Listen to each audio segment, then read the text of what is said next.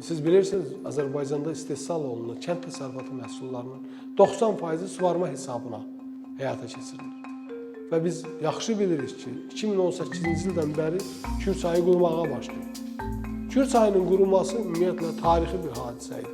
Əvvəllər belə bir hadisə heç vaxt olmuyordu.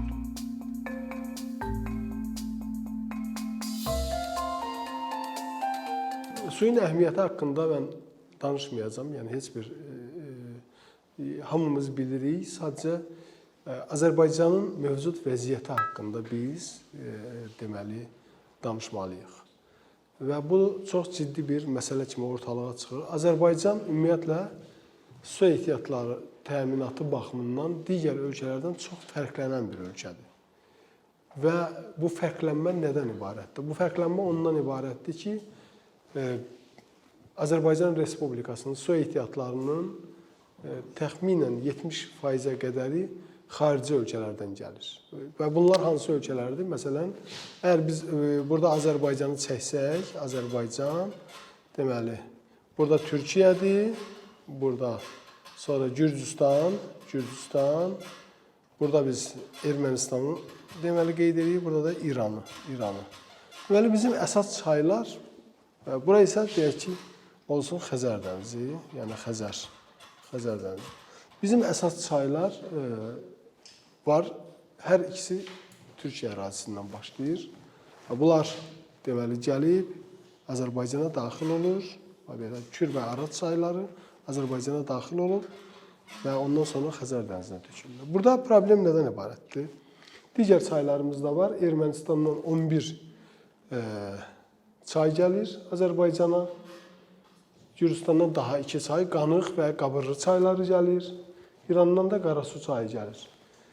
Problem nədən ibarətdir? Problem ondan ibarətdir ki, ümumiyyətlə su təhlükəsizliyi məsələsində biz müstəqil deyilik. Biz istəsək belə su təhlükəsizliyimizi təmin etmək üçün hökmən bu ölkələrlə əlaqələr qurmalıyıq. Biz başqalarından asılıyıq bu mənada. Məsələn, Türkiyə asılı deyil. Türkiyədən gedən çaylar Suriyaya, İraqa, Gürcüstana axıb gedir, Qaradənizə axır. Türkiyə öz su problemlərini özü başına həll eləyə bilər. Bu Azərbaycandan kənar. Bu Azərbaycanın su ehtiyatlarının baxımından təhlükəsizliyinə təsir edən birinci əsas amildir ki, bugün bizim qarşımızda durur və bu problem həll olunmalıdır. Mən bunu bir sxem şəklində istəyirəm burada məsələn qeyd edəyəm. Transsərhəd problemlər. İkinci problemlər iqlim dəyişmələridir. Bu iqlim dəyişmələri. İqlim dəyişmələri nədir? İqlim dəyişmələri qlobal bir hadisədir. Səbəbi atmosferdə istixana qazlarının artmasıdır.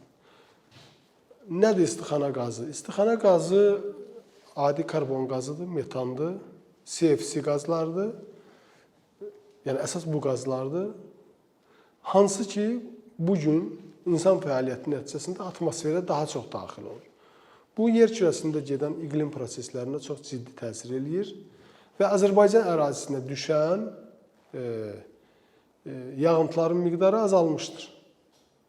Bu da öz növbəsində təsir eləyir, deməli, bizim çaylardakı sulluğun azalmasına. Yəni, bax, bu çaylar, Kür, Araz, Qanıq, Qabırlı, digər çaylardakı sulluğun azalması. Başqa bir problem, hansı ki, iqlim dəyişmələri nəticəsində yaranır. Bu problem, deməli, temperaturun artmasıdır. Temperaturun artması suyu azaldır, eyni zamanda suya olan tələbatı artırır. Yəni, bu ikili bir təsir kimi bizim, deməli, su təhlükəsizliyimizə təsir edən bir amildir. Burada məsələ nədən ibarətdir? İqlim dəyişmələri Türkiyəni də vurur, Gürcüstanı da, Ermənistanı, İranı və bütün ölkələrə təsir edir. Amma bizə təsiri bunun yenə 2 qatdır. Yəni, Türkiyədə əmələ gələn problemlər həm də bizə aiddir.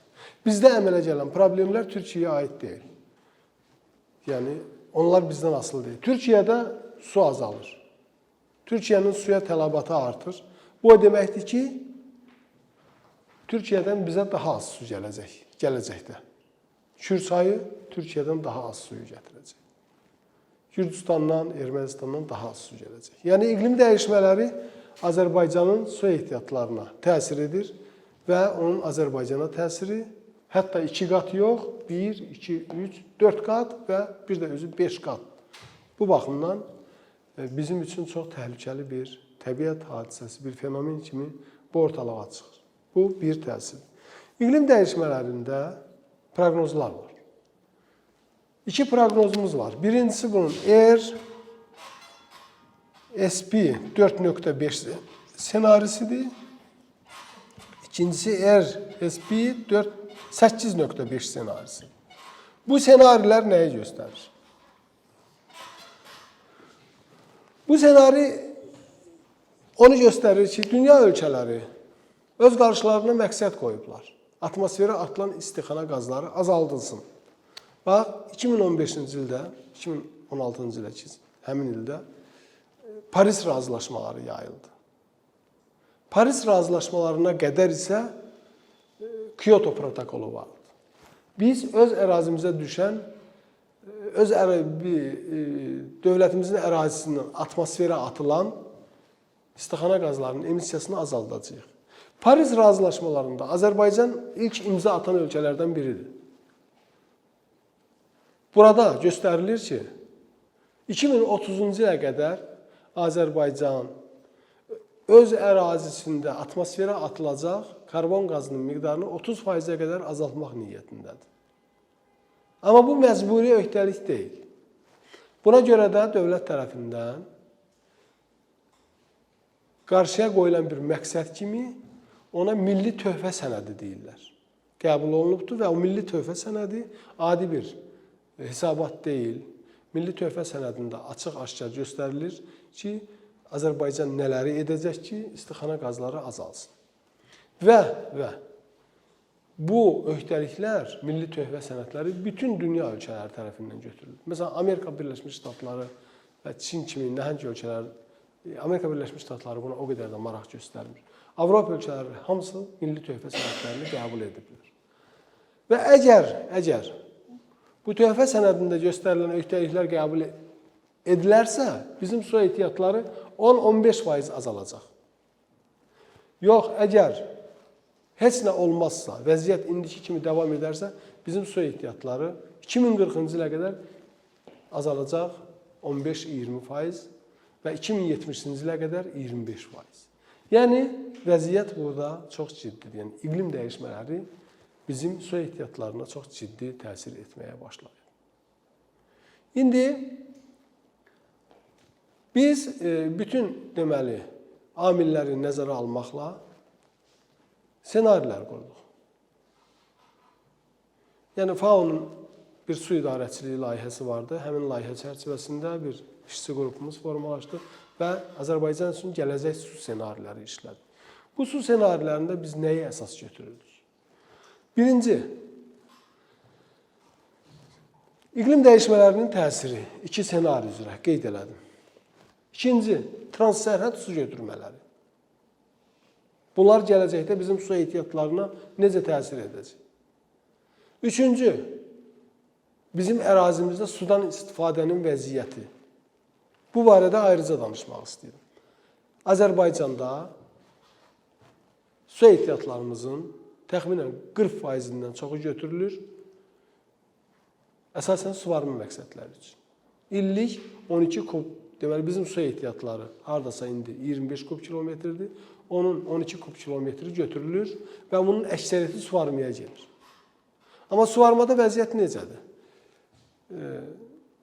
Selləmə üsulu deyilən bir üsulla köhnə suvarma metodları tətbiq olunur.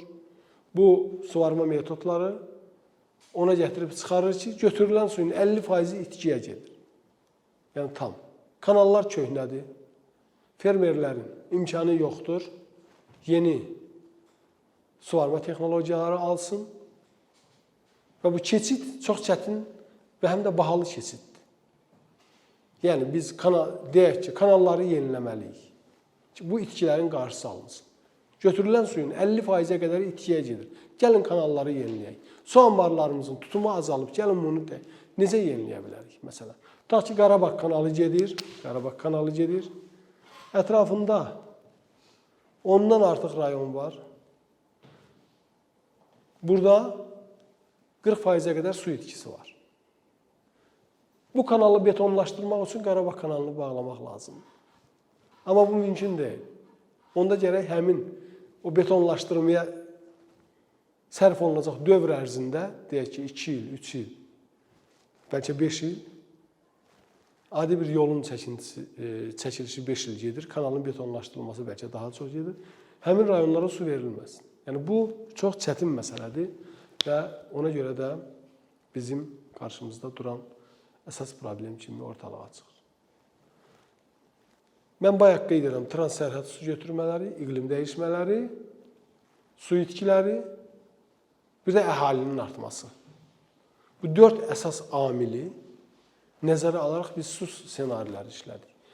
Və Azərbaycan üçün su stresi indeksi hesablandı.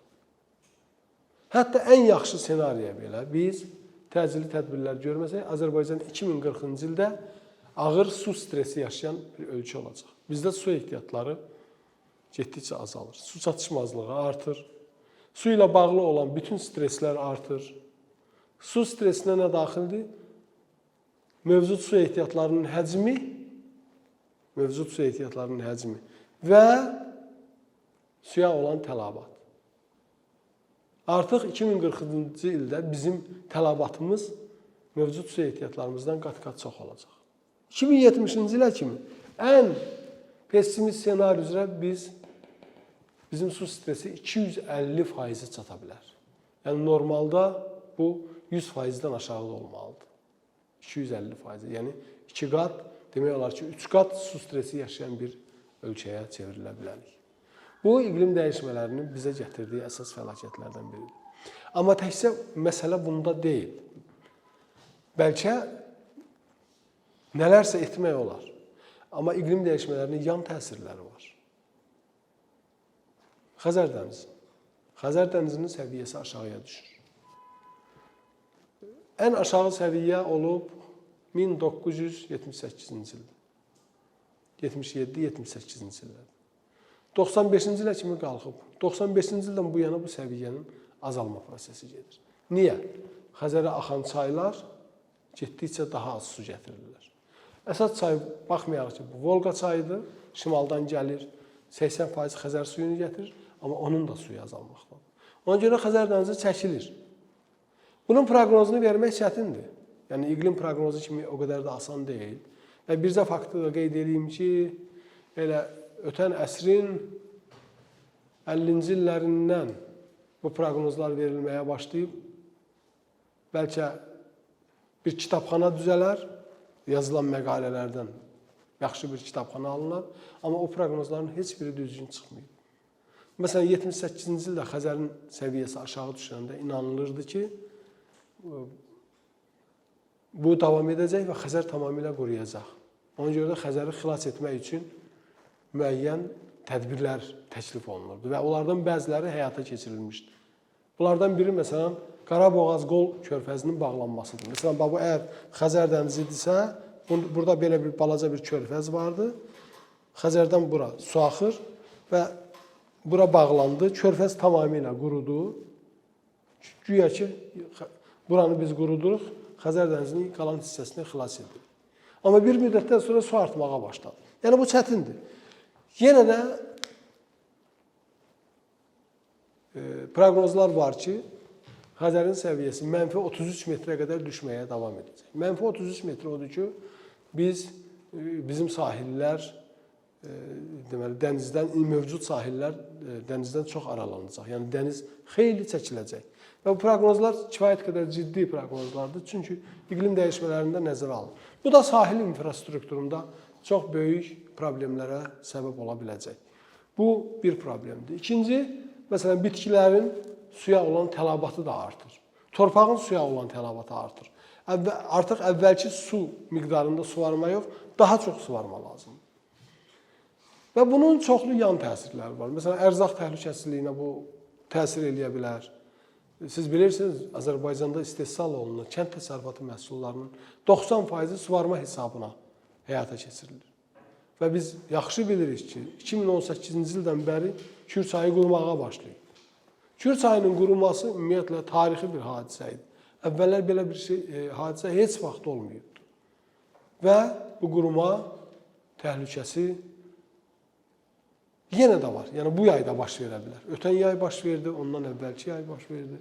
Və bizim fermerlər neyniyəcək? Məsələn, Kürdə su yoxdur, amma Kürlə bağlı olan həyat var. Tarixi həyat. Salyan rayonu, Neftçala rayonu, Şirvan şəhəri, Zərdab, Ucar. Yəni bu insanlar tarixən bunların həyatı Kürlə bağlı. Nə baş verir? Kür yoxdursa neyniyir? Miqrasiya baş verir. Ekoloji miqrasiya. Onlar öz yaşayış yerlərini tərk edib gedirlər. Və bunun arxasından nələr gəlir? Bəlkə bundan ötürü belə deyək ki, bütün profillərdən olan alimləri bura dəvət etmək lazımdır. Burada tibb mütəxəssisi danışa bilər, kənd təsərrüfatı mütəxəssisi danışa bilər, miqrasiya mütəxəssisi danışacaq, urbanistika ilə məşğul olanlar danışacaq. Burada hamı öz fikrini deyə bilər ki, bax, iqlim dəyişmələri bu yöndən. Yəni bir fəlakət, belə deyərlər, zaman bombası kimi insanları getdikcə daha çox təsirləndirir. Nədir zaman bombası? Yəni onun təsiri ani bir partlayış nəticəsində baş vermir. O yavaş-yavaş insanların həyatını mənfi tərəfə dəyişir. Xəstəliklər yayır, normal həyat çıxır və beləliklə bu iqlim dəyişmələrinin təsiri baş verə bilər. Amma burada yaxşı xəbərlər də var. Yaxşı xəbərlərdən biri nədir? Nələrisə etmək olar. Bax, mən bayaq dedim ki, biz 3 senari işlədik. Mən bu senarilərdən ən pessimisti haqqında danışırdım indicə. Buna deyirlər, hər şey olduğu kimi, yəni business as usual. Hər şey olduğu kimi senarisi. Bunun əvəzində nələrisə etmək olar ki, biz dəyişə bilərik. Birinci, Azərbaycan bu regionda yeganə ölkədir ki, transsərhəd çaylarının idarə olunması haqqında konvensiyanı imzalayıb. Nə Türkiyə imzalayıb bunu, nə İran, nə Ermənistan, nə Gürcüstan. Bəli, özlərini bəzən daha qabaqcıl ölkə kimi təqdim edən ölkələr konvensiyanı imzalamaqdan imtina edir. Azərbaycan imzalayıb. Niyə? Transsərhəd çaylarının idarə olunması konvensiyasında açıq-aşkar göstərilir ki, hər bir ölkə, konvensiyanın adı belədir, transsərhəd su axarların və göllərin idarə olunması haqqında konvensiya. Hər bir ölkə hansı ki o konvensiyaya imza atıb, qol çəkib, öz üzərinə müəyyən öhdəlik götürür ki, su ehtiyatlarından səmərəli istifadə olunsun. Yəni, mənim ərazimdə su ehtiyatlarından su götürmələri o qədər baş verməməlidir ki, o bir ölkəyə daha az getsin. Amma bugün həm Türkiyədə, həm Gürcüstanda, Ermənistanda iri proyektlər cızılır, iri su anbarları cızılır, yaradılır. Məsələn, Koroğlu su anbarı, Beşikqaya su anbarı, Gürcüstan daha 5 su anbarının tikilməsi üçün iri planlar hazırlayır. Bu deməkdir ki, bu ölkələr, İranda vəziyyət eyni bir, bu ölkələr elə planlar cızırlar ki, bizə gələcəkdə su gəlməsin. Yəni, danışıq başqa, amma edilən işlər başqa. Ki, yaxşı, sən belə deyirsən, amma etdiklərini onu göstərir ki, gələcəkdə daha çox suyu öz ərazində saxlamaq istəyirsən. Ona görə də biz bu konvensiyaya qol çəkmədilər, bəli, amma biz iki tərəfli danışıqlara getməliyik. Həm Türkiyə ilə birbaşa, yəni qardaş ölkədir, müəyyən razılıqlar əldə oluna bilər bu barədə. Həm Gürcüstanla, yəni konkret olaraq ki, bax, bu su gəlirsə, bunun müəyyən hissəsi hansısa bir faizlə Azərbaycana gəlməlidir. Siz bunun hamısını götürə bilməzsiniz. Bu birinci. İkinci yaxşı xəbər nədir? Çox böyük imkanlar var iqlim dəyişmələrinə adaptasiya alınmaq. Adaptasiya nədir? Adaptasiya uyğunlaşma demək. Mənfi təsirə uyğunlaşma. Su yoxdur, su azalır. Mən elə edəcəm ki, daha az suya ehtiyacım olsun. Necə edəcəm? Su itkilərinin qarşısını alacaq. Müasir suvarma texnologiyalarına keçid edəcəm. deyək ki, selləmə suvarması əvəzinə damcı suvarması, yeraltı suvarma, çiləmə suvarması bunlara edəcəyik. Suya az tələbatı olan bitkilər əkəcəyik. Daha quraqlığa dözümlü bitkilər. Subtropik meyvəçiliyə keçid edəcəyik. Nar, əncir, digər. Suyu çox işlədən bitkiləri biz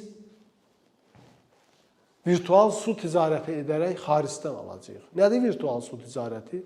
Biz öz məhsulumuzu satırıq, əvəzinə elə məhsullar alırıq ki, onların suya çox ehtiyacı var. Məsələn, Kanada kimi ölkələrdə, Rusiya kimi ölkələrdə biz bilirik ki, onların suyu boldur və gələcəkdə də bol olacaq. Deməli, biz müəyyən məhsulları onlardan ala bilərik, öz ərazimizdə yetişdirmirik, öz ərazimizdə yetişdiririk quraqlığa dözümlü olan bitkiləri. Məsələn, nar, üzüm, əncir bu kimi bitkiləri və belə deyək, virtual su ticarəti edirik. Yəni, buna virtual su ticarəti deyilir. Bu ikinci bir xəbər. Üçüncü xəbər insanların və burada başqa nə etmək olar? İnsanların suya olan tələbatını məqsədyönlü şəkildə azaltmaq. Bu adi şəhər, məsələn, 2016-cı Bakı şəhərində 2016-cı ildə aparılmış araşdırma göstərir ki, adam başına 400 litr su verilib, amma 150 litr işlənilir, 250 litr itkiyə gedir. Bugün bu itki biraz da azalıb. Gələcəkdə bunu daha da azaltmaq olar. Yəni, bax, bu su itkilərini azaltmaq bu bizim əsas məqsədlərimizdən biridir. Yəni, indi milli adaptasiya və su strategiyası hazırlanır. Bu istiqamətdə böyük addımlar atılır. Bilirik ki, su komissiyası fəaliyyət göstərir Azərbaycanda. Bu su komissiyası ölkənin su tutumunu, kapasitəsini, belə deyək, artırmaq üçün yeni planlar hazırlayır. Mən bir tender görmüşdüm, çox maraqlı idi. Ekologiya və Təbii Sərvətlər Nazirliyi elan edib şirkətlər arasında. Açıq tender, ölkə üçün su strategiyasının işlənməsi Azərbaycan üçün. Ümumi tender qutarıb eşitdiyimə görə bir xeyli şirkətlər ora müraciət ediblər ki, bu su strategiyasını işləsinlər. Burada səth sularının idarə olunması, suvarma suyunun idarə olunması, yeraltı suların idarə olunması, içməli suyun idarə olunması, kanal şəbəkələri, eyni ilə su ilə bağlı təbii fəlakətlərdən qorunma və s. Bu cür bütün məsələlər hamısı öz əksini tapmalıdır. Yəni, bu su strategiyasında. Bu sənədin hazırlanması bir xeyli vaxt tələb edir və mən indi bilmirəm, hansısa bir şirkət tenderdə qalib gəlib, onu necə hazırlayacaq, yəqin onların öz o təkliflərində öz yanaşmaları var, işçi qrupları var. Bunlar ekspertləri cəlb edib bu yolda müəyyən fəaliyyətlər göstərəcəklər. Yəni, bildiyimə görə bir xeyli şirkət ora müraciət edir. Yəni, bu görülən işlərin biridir. Başqa bir, məsələn, su anbarlarının yaradılmasıdır. Ölkədə 10-a yaxın su anbarı deməli, yaradılmalıdır. Burada da mənfi fəsadlar da ola bilər, müsbət fəsadlar ola bilər. Məsələn, tutaq ki, 2002-ci ildə Göyçay üzərində su anbarı yaradılıb, amma o su anbarının mənfi fəsadları daha çox oldu.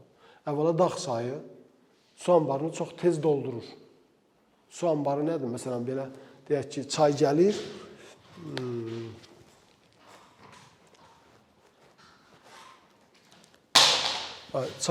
çayın üzərində bir bənd qoyulur və burada süni bir su tutumu olan bir yer yaradılır. Deyək ki, 5 kub, 10 kub, 15 kub olsun və bu yaradılır. Bəli, amma yuxarıdan həm də qum, çınqıl, daş gəlir, bu anbarı doldurdu, yəni onun əhəmiyyəti azalır. Əksinə aşağıda yarğanlaşma baş verir, təbii fəlakətlər artır. Məsələn, Göyçay çayının üzərində olan körpü məhz həmin su anbarına görə uçmuşdu. Yəni, çay get-gedə dərinləşmişdi, o gətirmələr axımı deyilən axım burada qalmışdı, aşağıya su gəlməmişdi, gətirmələr gəlməmişdi və nəticədə nə baş vermişdi? Yarğanlaşma, su məzranı yuyaraq çox dərinləşdirmişdi. Və bu da ola bilər. Yəni ki, su anbarı yaradılarkən də yerləri dəqiq seçilməlidir, dəqiq mühəndis geoloji işlər aparılmalıdır, hidroloji işlər aparılmalıdır. Bu da əsas deməli məsələlərdən biri kimi ortalığa çıxır. Bu iqlim dəyişmələri ilə bağlı bizim görə biləcəyimiz işdir. Və mən daha çox struktur işlərdən danışdım. İkinci bir istiqamət əhalinin daha çox maarifləndirilməsi olmalıdır. Maarifləndirmə nədir? Yəni biz öz gündəlik həyatımızı daha az suya hesablanmış bir istiqamətdə quraq. Çünki su təhlükəsizliyinin əsas deməli səviyyələrindən biri icma səviyyəsində olan təhlükəsizlikdir. İcma səviyyəsində hər bir bələdiyyə öz ərazisində su məsələlərinə çox ciddi fikir verməlidir. Su itkilərini müəyyən etməlidir və insanların su savadlılığını artırmalıdır.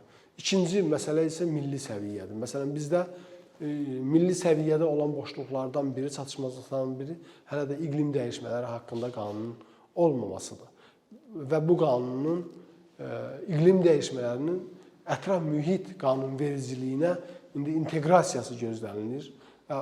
Bu da gələcəkdə görüləcək əsas işlərdən biridir ki, biz su ehtiyatlarından səmərəli istifadə olunması istiqamətində iqlim dəyişmələrini hökmən nəzərə alaq. Bu da deməli milli səviyyədə su təhlükəsizliyinin əsas məsələlərindən biridir. Yəni bunlar yaxşı xəbərlərdir. Mən onu demək istəyirdim ki, bu artıq o deməkdir ki, nələri isə etmək olar. Biz tam köməksiz deyilik, öz taleyimiz öz əlimizdədir.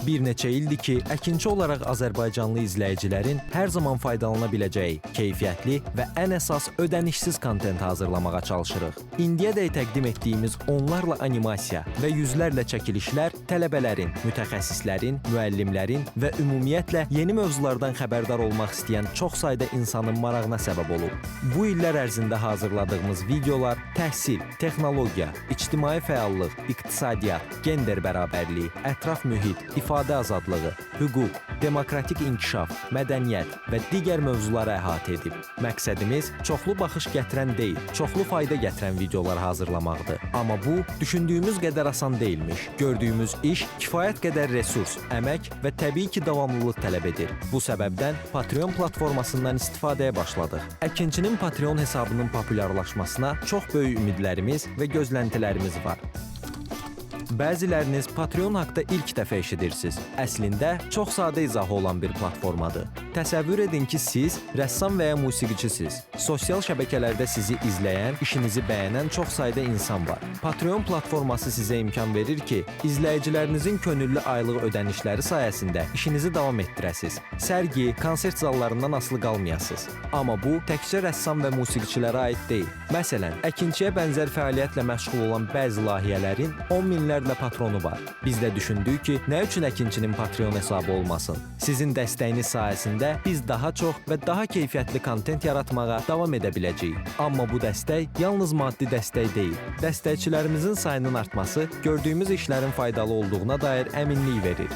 Patreon platformasından istifadə çox sadədir. Hesabınızı açırsınız, sizə uyğun dəstək növünü seçirsiniz və Patreon özü hər ayın ilk günü kartınızdan seçdiyiniz dəstək növünə uyğun ödəniş tutur. Bu qədər. Sonda onu demək istəyirik ki, dəstəkçilərin sırasına qoşulmaq istəyən, amma məhdud imkana görə bunu edə bilməyənlər narahat olmasın. Daha öncə dediyimiz kimi, bizim əsas məqsədimiz daha çox insanın hər zaman faydalana biləcəyi keyfiyyətli və ödənişsiz kontentin yaradılmasıdır. Bunun üçün mütləq patronumuz olmalısınız deyə məcburiyyət yoxdur. Amma imkanınız patron olmağa çatırsa və bizim işimizi bəyənirsinizsə, patronlarımızın sırasına qoşulmağınız bizim üçün çox önəmlidir.